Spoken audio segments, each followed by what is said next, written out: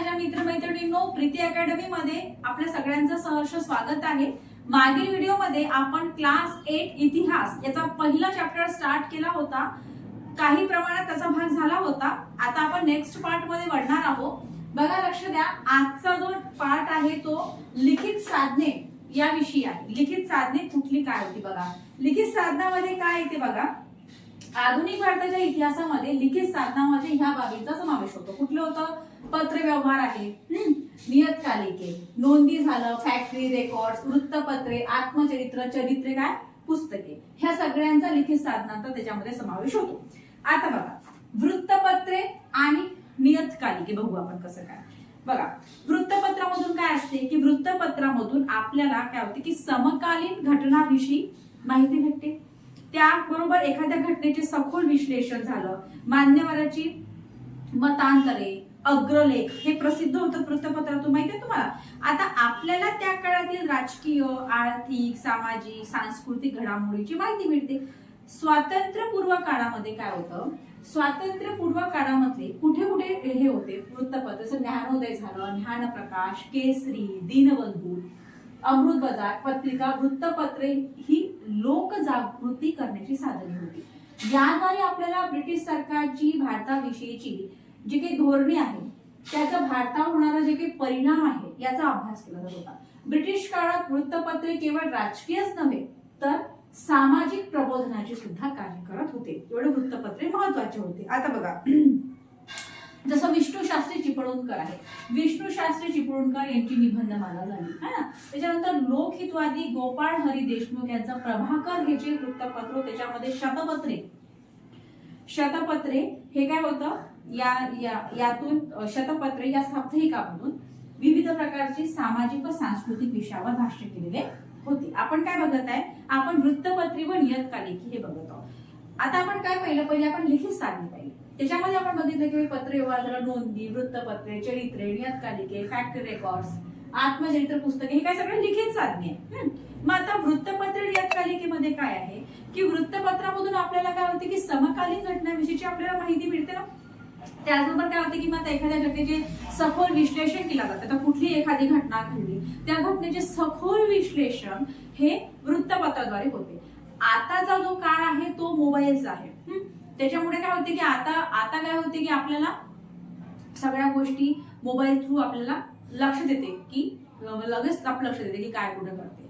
सुरुवातीचा जो काळ होता त्याच्यामध्ये मोबाईल नव्हता, हे की नाही। त्याच्यामुळे वृत्तपत्रे आणि नियतकालिके होते, हे लिखित साधने होते। मग याच्या थ्रू लोकांचं काय मतांतर आहे, एखाद्या नेत्याचं काय मतांतर आहे, एखादी घटना झाली ती कशी काय झाली, या सगळ्या विषयीचा तिथे काय होत होता, वृत्तपत्रामध्ये त्याचं लिखाण होत होतं।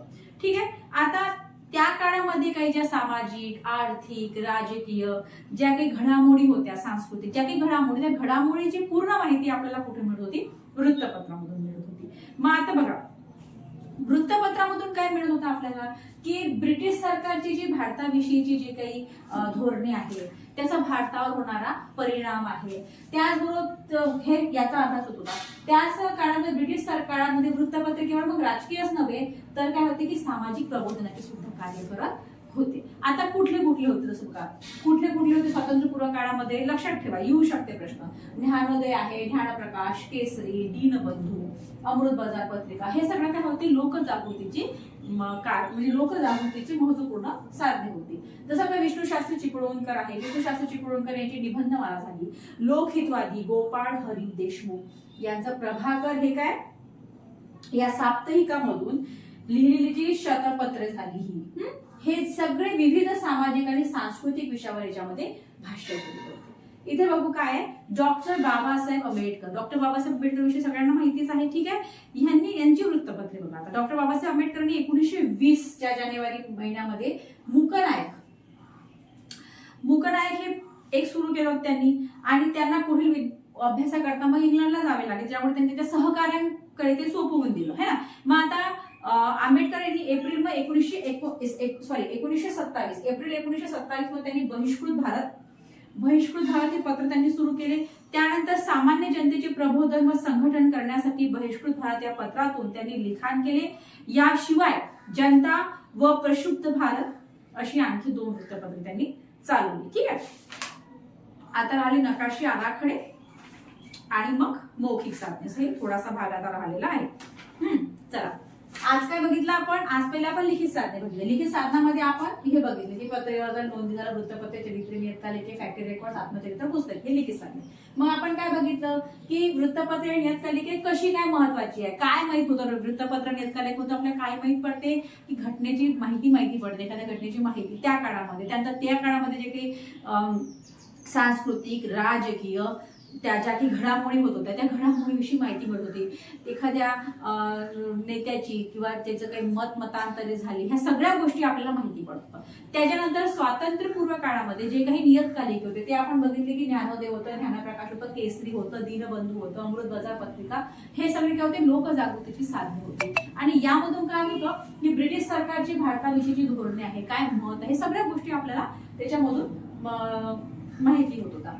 त्याच्यानंतर त्यामध्येच मग मी तुम्हाला सांगितलं की विष्णू शास्त्री चिपळूणकर यांची निबंधमाला आहे आणि गोपाळ हरी देशमुख यांचं प्रभाकर हे शतपत्र. याच्यामधून काय होत होतं की विविध सामाजिक आणि सांस्कृतिक विषयावर भाष्य करत. मग आपण बघितलं डॉक्टर बाबासाहेब आंबेडकर बद्दल. डॉक्टर बाबासाहेब आंबेडकर बद्दल आपण बघितलं की 1920च्या जानेवारी महिन्यामध्ये त्यांनी मूकनायक हे लिहिलं. ठीक आहे. तर मग त्यांना पुढील अभ्यासाकरता इकडे लंडनला त्यांना इंग्लंडला जावे लागले. त्याच्यानंतर मग त्यांनी काय केलं? 1927 मध्ये मग बहिष्कृत भारत केलं आणि नंतर मग त्यांनी जनता आणि प्रशुद्ध भारत हे सुद्धा 2 वृत्तपत्रे चालवली.